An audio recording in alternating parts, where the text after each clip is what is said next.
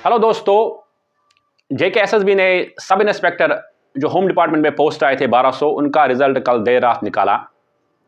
Result देखने के बाद तो पहली बात ये समझ आई कि सिर्फ 202 बच्चों ने कश्मीर वैली से क्वालिफाई किया है और गौरतलब बात यह है कि 289 बच्चों ने जम्मू के एक डिस्ट्रिक्ट से ही क्वालिफाई किया है।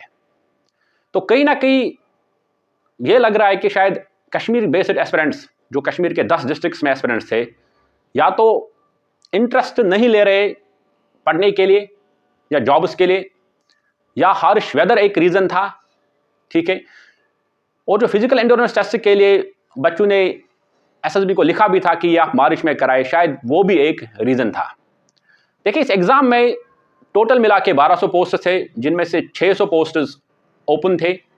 ओपन के लिए जो कट ऑफ हुआ है 107 पॉइंट्स हुआ है, आरबीआई के लिए 100 हुआ है और एसटी के लिए 88 हुआ है, ठीक है। जो एक कट ऑफ है ना, ये आपको थोड़ा सा दर्शाता है कि किस रेंज पे ये चला गया है।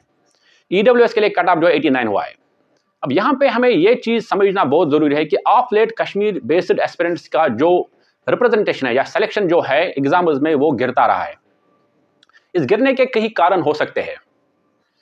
वन, ये क्या मोटिवेशन खत्म हो गया है एस्पिरेंट्स को, क्योंकि एग्जाम उस टाइम पे नहीं हुए। एसआई का इससे पहले भी एक एग्जाम हुआ था जो कि कॉश हुआ था, अब दोबारा हुआ। क्या बच्चों का जो उस दिन वाला सिलेक्शन और आज का सिलेक्शन वो अलग अलग है, क्योंकि दो अलग अलग दिन पे जब एग्जाम होगा तो आपकी परफॉर्मेंस सेम नहीं रहेगी। क्या ये एक रीजन हो सकता? क्या कहीं ना कहीं बच्चे इससे भी थोड़ा सा तंग आ गए थे, क्योंकि वेट कर रहे, कुछ शायद एंटरप्रेन्योरशिप में चले गए, कुछ बाहर चले गए। क्या ये भी एक रीजन हो सकता है? लेकिन इतनी कम सिलेक्शंस कश्मीर डिवीजन से, ये कहीं ना कहीं एक अलमिया है, ये कहीं ना कहीं एक लम्हे फिक्र है कश्मीर बेस्ड एस्पिरेंट्स के लिए specially. Why? Because if there is not at least significant representation of Kashmir based aspirants in sub inspector, in police posts or in finance posts, then definitely it is going to cost Kashmiri population in the long run, ठीक है। तो ये बहुत जरूरी है। अब बच्चों पे पूरा ब्लेम डालना भी ठीक नहीं होगा। एसएसबी ने भी एग्जाम में जो थोड़ा सा डिले किया, क्योंकि पहले एक कंपनी को दिया गया था कॉन्ट्रैक्ट, उनके साथ कॉन्ट्रैक्ट फिर खत्म हो गया। एपटेक करके जो कंपनी थी, उसमें कुछ इश्यूज आ गए थे, रिगिंग हुए थे। लास्ट जो एसआई का एग्जाम हुआ था, उसमें एक एक घर से 2-2, 3-3 बच्चे हुए थे। तो वो है कि इसकी, क्योंकि ये प्रोसेस है ना, जब आप वेट कर रहे हो ना, तो सैचुरेशन पॉइंट आ जाता है, और वरना सैचुरेशन पॉइंट आ जाता है तो चीज़ें शायद वो सेम नहीं रहते। और ऊपर से रिजल्ट जब दिसंबर में निकला, तो कश्मीर बेस्ड एस्पिरेंट्स के लिए फिजिकल एंड्योरेंस टेस्ट के लिए प्रैक्टिस करना थोड़ा सा दुश्वार हो गया, क्योंकि हार्श विंटर है। हार्श विंटर में आप बाहर नहीं निकल पा रहे हो, अब बाहर निकल के दौड़ना तो सांस नहीं ले पा रहे हो, तो वो कहीं ना कहीं एक रीज़न हो सकता है। और दूसरा, ये क्या गाइडेंस की कमी है कश्मीर बेस्ड एस्पिरेंट्स को, क्योंकि एक टाइम पे जब डॉक्टर शाह फैसल थे, अतर आमिर थे, कश्मीर बेस्ड एस्पिरेंट्स जो थे ऑल इंडिया लेवल पर भी टॉप कर रहे थे, उनके केस के एग्जाम्स में भी टॉप कर रहे थे। वो कहीं ना कहीं शायद वो हमें वो डिक्लाइन दिख रहा है, अब वो करो में डिक्लाइन दिख रहा है, क्योंकि कश्मीर बेस्ड एस्पिरेंट्स अब उतना अच्छा परफॉर्म नहीं कर रहे। उसके रीजंस क्या हो सकते हैं, शायद एस्पिरेंट्स बेटर जान सकते हैं। तो ऑन द फेस हमें एज अ टीचर ये लग रहा है कि शायद वो मोटिवेशन की कमी है या वो गाइडेंस की कमी है, क्योंकि एज अ टीचर शायद हम प्रॉपर्ली गाइड नहीं कर पा रहे एस्पिरेंट्स को, या एस्पिरेंट्स को प्रॉपर्ली बता नहीं पा रहे कि कॉम्पिटिटिव एग्जाम आपसे डिमांड क्या कर रहा है, आपको किस तरीके से उसके लिए पढ़ना है। वो शायद हम अपने ऊपर ब्लेम ले रहे हैं कि शायद हम बच्चों को प्रॉपर्ली वो नॉलेज नहीं दे पा रहे।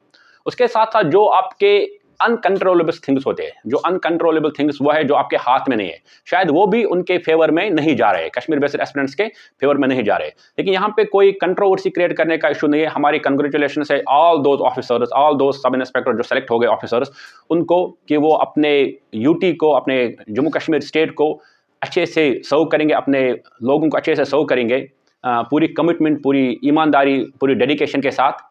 और वो बच्चे जो इस एग्ज़ाम में भी रह गए, भले उन लोगों ने फिजिकल एग्ज़ाम भी क्वालिफाई किया था, रिटन भी क्वालिफाई किया था, लेकिन फिर भी सिलेक्शन लिस्ट के लास्ट पड़ाव में नहीं आ पाए, क्योंकि कुछ 3000 से 4000 बच्चों को शायद फिजिकल एंड्योरेंस के लिए बुलाया गया था, जिनमें से 1200 बच्चों का ही होना था।